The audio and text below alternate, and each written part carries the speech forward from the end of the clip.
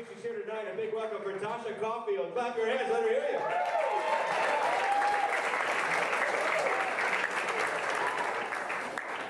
Thank you. Thanks for the love. Man, I haven't really been able to even talk about this without crying, let alone think about making a joke about it. But who knows? Maybe soon I'll be able to laugh about it. Maybe. I know you told your friend you're not okay, and tell me what's wrong and why you never said you felt that way. And guess you're trying to stay strong and fake a smile until I look away. But I've known you too long, it hurts to watch your blue eyes fade to gray as you fade away. Alright, so this is her. That's Jill. And this is actually her when she was about 29 or so. She was doing improv, running around the Comedy Store at that time. Actually, the time when the comic committed suicide by jumping off the building next door. Yeah. Even then, you can tell that she liked to help young people. That was her calling. And this is her now. Now she lives on the internet, I guess, somewhere there in my phone. Can't delete anything, of course. It'll be weird when her WhatsApp picture changes. I hope it doesn't change to something weird, like some of these people. I know she's not really gone, like we both shared similar spiritual beliefs, but when you're grieving, it's not really much of a comfort for a while. All bets are off. Take me back to a place where I felt at home. Take me back. All right, so I should probably tell you guys who Jill was. And to me, she was plain and simple mother, like mommy. Not my biological mom, because as you guys know, there's some issues there. But she was the mother that I needed growing up as a little tween, and that anybody would want. To the rest of the world, she was the creator of the writing organization that I mentioned in that storytime video I did that saved me from a lifetime of incarceration. But to me, she was just mother.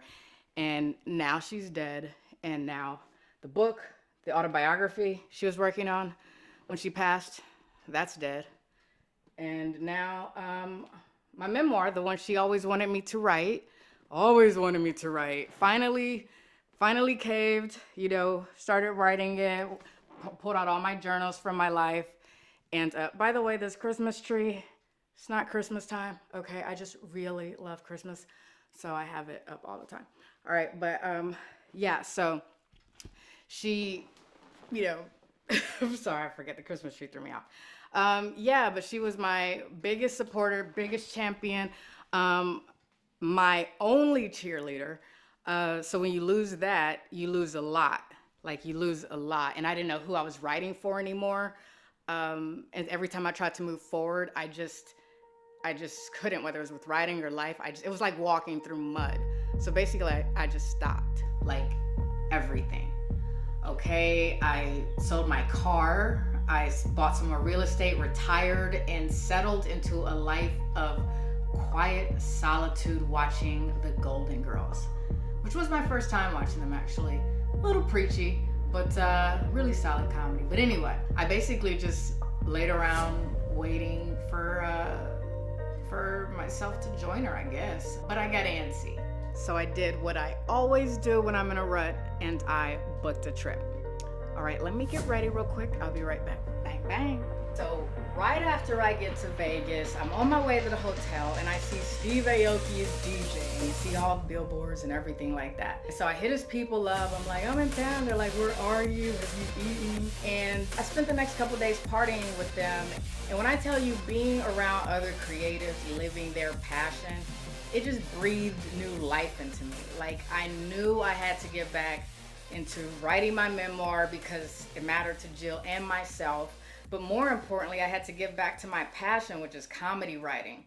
But I'm like, well, focusing on being funny right now, is that even, a good thing to do? Will it be cathartic? Will it be healing, of that pain? Will it be that, weapon that Mark Twain spoke about? And what even made the tragic events of my childhood funny to begin with? Is it healthy for me to laugh through these things. They say that laughter is the best medicine, all that kind of stuff, but is it really? Like, a lot of funny people ended up succumbing to the pain that they felt. So basically, I got some questions. Step 1, wake up early, gonna rise with the sun. Step 2, get some food in you. Step 3, think real hard about what you want to be. Step 4, everybody just do your thing. Well, to get answers to these questions, I know it would help for me to seek the counsel of others, like other comedians and psychologists and experts in the field, and any random person that even has a guess as to why we laugh at pain and tragedy. So that's what I'm gonna do. And in the meantime, I'm going to continue to work on writing this book, as I need to be creating, and finding humor in tragedy is still all that I know. The journey is not going to be easy. It's going to require me to have to work through the mourning that comes in waves that I'm dealing with Jill's passing, as well as the isolation that I've created for myself. I really don't know why more comedy can't take place at the beach, but taking you guys on this journey with me is really going to help, because it's going to incentivize me to keep working, keep pushing forward, having to report back and just let you guys know what's going on. It's gonna do that, and it's gonna help me to share what I learned with those of you who might be interested in this dichotomy between comedy and pain. So I'm making some much needed changes so that I can focus on this mission of finishing this book and getting the answers to the questions that I have. Can we use comedy to truly triumph over pain? Or are there limitations or risks or unforeseen consequences that make anyone yielding this whimsical weapon vulnerable to a fate that's, well, not so fun? All right, stay tuned.